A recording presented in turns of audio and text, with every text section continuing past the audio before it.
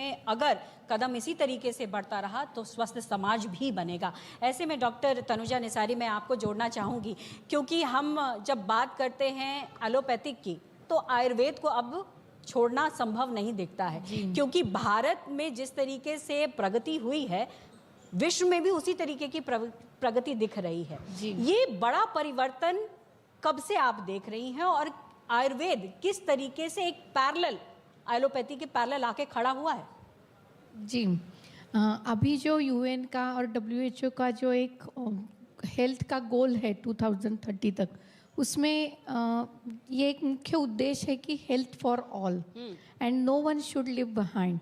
तो अगर सभी को हम अभी जो कह रहे हैं वो इलनेस को ट्रीटमेंट की बात नहीं कर रहे हैं, illness to wellness to happiness की बात करने। हर समाज को, हर एक को अगर दुनिया में हेल्दी बनाना है तो future of the medicine is integration. जो जो अच्छी ट्रेडिशनल मेडिसिन हमारी जितनी भी धरोहर है उन सबको साथ लेके अगर उनका जो बेस्ट है उसको हम इंटीग्रेट करके एक पर्सन सेंट्रिक मॉड्यूल हमने बनाया, तभी ये हो सकता है, उद्देश्य को सफल हो सकता है। ये समझकर जो इंडियन सिस्टम ऑफ मेडिसिन, जो इंडिया की इंडिजिनस सिस्टम, हमारी जो धरोहर है वो आयुर्वेद है, आयुष पद्धति है। और वो 300 साल पहले अंग्रेज यहाँ आए और एक कन्वेंशनल मेडिसिन एलोपैथी वो मेन स्ट्रीम मेडिसिन बना, लेकिन उसके हजारों साल पहले हमारी जो धरोहर थी आयुर्वेद थी और हम उसी से ही दादी माँ नानी माँ नुस्खे और उसके पहले उसी से ही हम स्वास्थ्य की सेवा ले रहे थे। तो उसी को अगर जो हमारा एक्सपीरियंस बेस्ड मेडिसिन है उसको हमने एविडेंस बेस्ड मेडिसिन को कन्वर्ट किया और एलोपैथी के साथ और जितनी भी मेन स्ट्रीम मेडिसिन है साथ देख भी रहे हैं तो उसको इंटीग्रेट किया। जी, आयुष का एक डिपार्टमेंट खोला गया है, आयुर्वेद का एक छोटा छोटा डिपार्टमेंट खोला है। ये एक बड़ी क्रांति के तौर पर भी देखा जा सकता है। लेकिन फिर भी ये सवाल उठता है कि अभी भी आयुर्वेद को लेकर क्या उतना भरोसा लोगों में जगा है या अभी भी कमी दिखाई पड़ती है? नहीं, अभी हमने जो देखा कि लोगों में, जैसे कोविड के पहले और कोविड के साथ भी और कोविड के बाद भी हमने देखे तो ये आयुष हर घर में हर व्यक्ति तक पहुंचा है। पहले तो हमारा था ही, लेकिन अभी एक ना कि कॉम्पिटिटिव बट एक कॉम्प्लीमेंट्री रोल है, वैल्यू एडिशन है।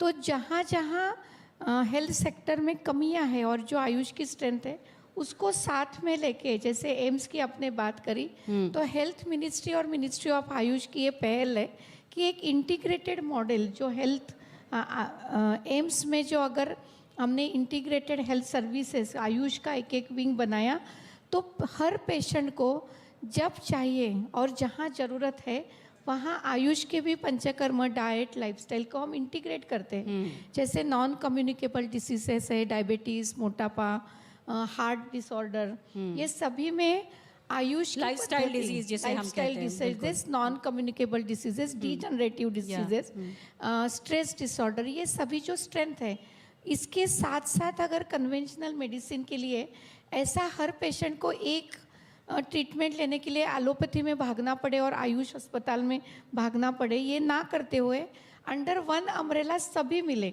ये इसको ऐसे कह सकते हैं पेशेंट सेंट्रिक इंटीग्रेशन, जी, इसको ऐसे कह सकते हैं कि अकेले अकेले चलने से बेहतर है कि साथ अगर चला जाए तो मजबूती से उस बीमारी से लड़ा जा सकता है। और इसीलिए एलोपैथिक के साथ अब आयुर्वेद जो है वो पैरेलल चलता दिखाई दे रहा है। पल्लवी जी, मैं ये भी कहना चाहूँगी कि पहले 2014 तक वो एक स्वास्थ्य मंत्रालय का एक वर्टिकल था।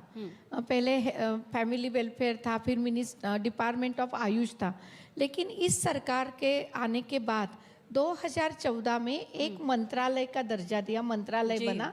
और 2019 के बाद तो एक कैबिनेट दर्जे के मिनिस्टर श्री सर्बानंद सोनोवाल जी, मुंजापारा जी इसको देख रहे, सेक्रेटरी देख रहे।